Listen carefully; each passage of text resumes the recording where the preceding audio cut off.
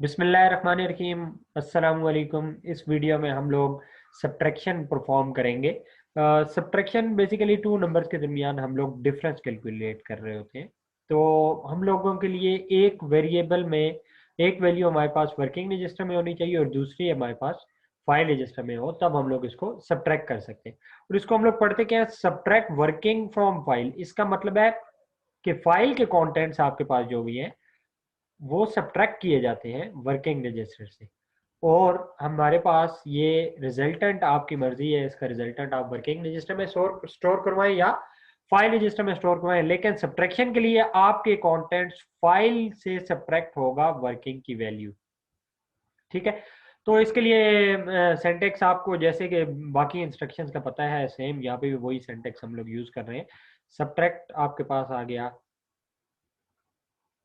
Subtraction के लिए, working from file space के बाद हमारे पास एड्रेस आ जाएगा कि किस फाइल रजिस्टर को हम लोग क्या करना चाहते हैं, सब्ट्रैक्ट करवाना चाहते हैं, और कॉमा इसके बाद हमारे पास डेस्टिनेशन फील्ड आ जाती है कि आपने रिजल्टेंट कहाँ पे स्टोर करवाना है। ठीक है। इसके लिए अब मैं एक कोड लिखता हूँ जिसमें हम लोग सब्ट्रैक्शन परफॉर्म करते हैं। तो ये हमारे पास कोड है जिसके अंदर हमारी ये फर्स्ट इंस्ट्रक्शन है। तो जब हम ये इंस्ट्रक्शन को एग्जीक्यूट करेंगे तो प्रोग्राम काउंटर हमारा नेक्स्ट इंस्ट्रक्शन को पॉइंट कर रहा होगा, और फर्स्ट इंस्ट्रक्शन की एग्जीक्यूशन से हमारे पास वर्किंग रजिस्टर में 05H मूव हो जाएगा। ठीक है। और हम लोग इसके बाद जब नेक्स्ट इंस्ट्रक्शन को एग्जीक्यूट करेंगे, नेक्स्ट इंस्ट्रक्शन की जब एग्जीक्यूशन हो रही होगी तो हमें पता है कि प्रोग्राम पॉइंटर मूव कर जाएगा फर्दर नेक्स्ट इंस्ट्रक्शन पे। ठीक है। और इस पॉइंट पे अब हमारे पास ये वैल्यू मूव हो रही है फाइल रजिस्टर में, और फाइल रजिस्टर में हमारे पास मूव हो रही है 00H पे। तो हमारे पास यहाँ पे 00H है फाइल पे, और इस पे हमारे पास जो डाटा प्लेस हो रहा है वो 05H है। ठीक है। और नेक्स्ट इंस्ट्रक्शन जब हम लोग एग्जीक्यूट करेंगे तो हमारे पास यही वैल्यू जो है, क्योंकि कॉपी हुई थी प्रीवियस वैल्यू, वो वर्किंग रजिस्टर में पहले से पड़ी होगी। अब हम लोग उसके कंटेंट ओवरराइट कर रहे हैं और हमारे पास वर्किंग रजिस्टर में मूव हो जाएगा 03H, हमारे पास मूव हो जाएगा। इसके कलर में चेंज कर देता हूँ कि ये हमारे पास डाटा ओवरराइट हो रहा है। यहाँ पे हमारे पास 03H आ रहा है। इसके बाद हमारे पास इंस्ट्रक्शन आ रही है सब्ट्रैक्ट वर्किंग फ्रॉम फाइल। इसका मतलब है कि वर्किंग की वैल्यू फाइल रजिस्टर में से सब्ट्रैक्ट करवानी है। फाइल रजिस्टर की 00H लोकेशन पे क्या डाटा पड़ा हुआ है, 05H पड़ा हुआ है। इसको हम लोगों ने सब्ट्रैक्ट कर देना है वर्किंग के कंटेंट्स के साथ। तो हमारे पास क्या आ रहा है, 03H। तो जब हम लोग इसको सब्ट्रैक्ट करेंगे तो हमारे पास 02H हमारे पास रिजल्टेंट आ जाएगा। और वो कहाँ पे स्टोर होगा, अब हम लोगों ने बाय डिफॉल्ट कॉमा 1 होता है, हम लोगों ने डेस्टिनेशन कोई नहीं बताई, तो इसका मतलब है ये कंटेंट्स ओवरराइट हो जाएंगे। हमारे पास जो फाइल रजिस्टर है उसके अंदर कंटेंट ओवरराइट होके यहाँ पे हमारे पास आ जाएगा 02H मूव हो जाएगा। ठीक है। हार्डवेयर में हमारे पास सब्ट्रैक्टर डिजाइन किया जाता है बाय यूजिंग एडर। एडर को यूज करते हैं हम लोग सब्ट्रैक्शन परफॉर्म करने के लिए। और ये कैसे हार्डवेयर डिजाइन होता है, इसके लिए यहाँ पे मैं अपनी एक वीडियो ऐड कर रहा हूँ आई कार्ड के अंदर। आप लोग उस वीडियो को देख सकते हैं कि एडर सब्ट्रैक्टर क्या होता है और कैसे वो ऑपरेशन परफॉर्म करते हैं। ये हमारे पास एक और कोड है जिसके अंदर हम लोग वर्किंग रजिस्टर में 1 मूव कर रहे हैं फर्स्ट इंस्ट्रक्शन के साथ। तो मैंने 1 वर्किंग रजिस्टर में मूव कर दिया। ठीक है। नेक्स्ट इंस्ट्रक्शन में ये देखें, ये वैल्यू 00H पे मूव हो रही है, तो 00H पे मैंने 1 ही मूव कर दिया। ठीक है। इसके बाद हम लोगों ने लेटरल वैल्यू वर्किंग में मूव की, 2 मूव कर दिया। ठीक है। तो वर्किंग रजिस्टर के कॉन्टेंट्स ओवरराइट होके क्या हो गए, 02H पड़ा हुआ है। ठीक है। अब हमने क्या कर दिया, सब्ट्रैक्ट वर्किंग फ्रॉम फाइल।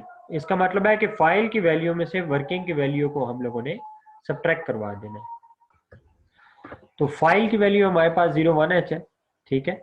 और हमारे पास वर्किंग की वैल्यू जो है वो 02H है। अब हमने इसको सब्ट्रैक्ट करवाना है। अब हमारे पास ग्रेटर नंबर जो है वो उसके साथ नेगेटिव का साइन आ रहा है, इसका मतलब हमारा आंसर नेगेटिव में आएगा। और अगर मैं 2 - 1 करूं तो -1 आता है। और अगर हेक्साडेसिमल में देखूं तो मेरे पास ये क्या आ रहा है, FFH आ रहा है। तो इसको मैं कन्वर्ट कर देता हूँ बाइनरी में आपके लिए कि ये कैसे है। FFH आ रहा है तो 0 की बाइनरी है हमारे पास 0 0 0 0, और इसके साथ लोअर लेवल पे आपके पास 1 पड़ा हुआ है, तो ये 1 की बाइनरी आ गई। और क्रॉसपॉन्डिंग 2 की बाइनरी मैंने यहाँ पे लिख दी। और इसकी हाइट टेबल भी क्या आ रही है, 0 आ रही है। अब इसके साथ नेगेटिव का साइन है, जिस भी नंबर के साथ नेगेटिव का साइन होता है हम लोग उसका टूज कॉम्प्लीमेंट लेते हैं। टूज कॉम्प्लीमेंट अगर मैं इस नंबर का कैलकुलेट करूं तो क्या मेथड है कि हम लोग पहले वंस कॉम्प्लीमेंट कैलकुलेट करें, उसके अंदर वन ऐड कर दें। और एक अल्टरनेटिव मेथड भी है हमारे पास कि हम लोग यहाँ से एलएसबी से सर्च आउट करें वन के लिए। जब तक हमें वन नहीं मिलता हर बिट एज इट इज लिख देते हैं। फर्स्ट 0 एज इट इज आ गया, उसके बाद हमें वन मिल गया, वन को as it is two's complement में रिप्रेजेंट कर देते हैं और उसके बाद हर बिट को फ्लिप कर देते हैं। तो ये इसका क्या हो जाएगा, टूज कॉम्प्लीमेंट परफॉर्म हो जाएगा। अब हमारे पास ये नंबर टूज कॉम्प्लीमेंट की फॉर्म में है, इस नंबर को हम लोगों ने वन के साथ ऐड अप कर देना है, ठीक है। तो यहाँ पे मैं इसको दोबारा से लिख देता हूँ, 0000 और 0001। ये प्रोसेस हम लोग क्यों कर रहे हैं, क्योंकि हम लोग बेसिकली एडर को यूज कर रहे हैं एज अ सब्ट्रैक्टर। तो हम लोग इसका टूज कॉम्प्लीमेंट ले लिया। अब इन दोनों को मैं आपस में ऐड अप करता हूँ। तो ऐड अप करने से मेरे पास यहाँ पे देखें क्या आंसर आ रहा है,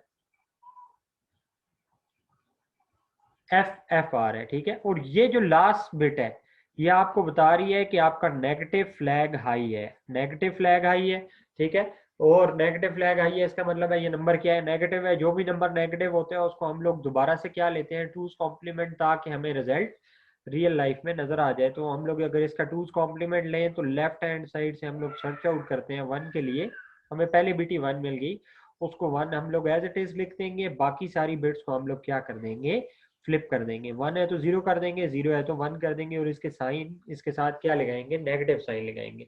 तो ये हमारे पास -1 रिजल्टेंट आया हुआ है, ठीक है। और यहाँ पे हमारे पास क्या है, ये बेसिकली टूज कॉम्प्लीमेंट की फॉर्म में -1 ही लिखा हुआ है, ठीक है। अब इसको हम लोगों ने ये तो हम लोगों ने परफॉर्म कर दिया और हमारे पास इसका क्या आ गया, रिजल्टेंट आ गया, ठीक है।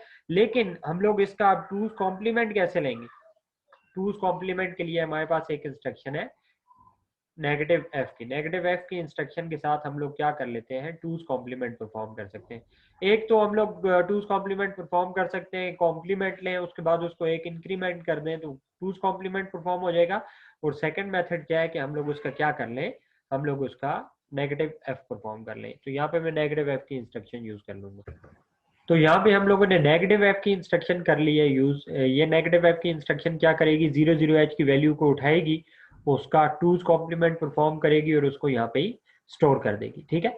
अब इस कोड के लिए तो हम लोगों ने यहाँ पे जो नंबर्स लिए हैं इसके लिए तो ये कोड काम कर रहा है। लेकिन अगर ये नंबर चेंज हो जाते, अगर मैं नंबर इस पे यहाँ पे रख देता हूँ चेंज करके, मैं कर देता हूँ यहाँ पे नंबर ग्रेटर नंबर में से स्मॉलर नंबर को क्या कर देता हूँ, सब्ट्रैक्ट कर देता हूँ, तो उसके लिए तो हमें टूज कॉम्प्लीमेंट लेने की जरूरत ही नहीं, ठीक है। तो इसका मतलब है ये कोड तो जेनेरिक ना हुआ। मैं कह देता हूँ यहाँ पे क्या कर दें, इसको मैं नंबर्स को चेंज कर देता हूँ, यहाँ पे मैं कह देता हूँ कि 2 कर दें, तो यहाँ पे 1 कर दें, ठीक है। 2h -1h, तो हमारे पास 1 रिजल्टेंट आएगा। और इस कोड में वो यहाँ पे क्या परफॉर्म कर लेगा, यहाँ पे इसका भी टूज कॉम्प्लीमेंट कैलकुलेट करके हमें रिजल्टेंट शो कर देगा। इसका मतलब है अब कोड जेनेरिक हम लोगों ने बनाना है कि अगर नंबर में चेंज भी कर दूं कोड को क्या करना चाहिए, उसी तरीके से ऑपरेशन परफॉर्म करने चाहिए कि जो भी वैल्यू वर्किंग रजिस्टर की है और कोई भी वैल्यू फाइल रजिस्टर की है, हमारा कोड इस किस्म का है कि वो ग्रेटर नंबर से स्मॉलर नंबर को सब्ट्रैक्ट करके हमें रिजल्ट शो कर सकता है। और अगर हमारे पास स्मॉलर नंबर है उसको ग्रेटर नंबर से सब्ट्रैक्ट करें तो रिजल्टेंट हमारे पास आ जाए। अब जब भी हमारे पास वर्किंग रजिस्टर की वैल्यू ग्रेटर होगी फाइल से, तो हमारे पास रिजल्टेंट जो आएगा उसमें हमारे पास नेगेटिव फ्लैग आई होगा।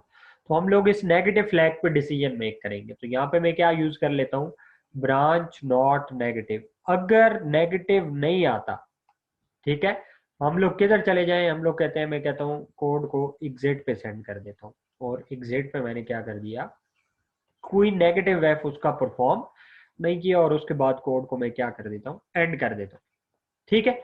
लेकिन अगर नेगेटिव फ्लैग हाई होगा तो ये एग्जिट पे नहीं जाएगा बल्कि नेक्स्ट इंस्ट्रक्शन पे आएगा। इसका क्या मतलब है, इसका मतलब है वर्किंग रजिस्टर की वैल्यू ग्रेटर थी फाइल से और हम लोगों ने उसका नेगेटिव एफ, हम लोगों ने उसका टूज कॉम्प्लीमेंट परफॉर्म करना था, ठीक है।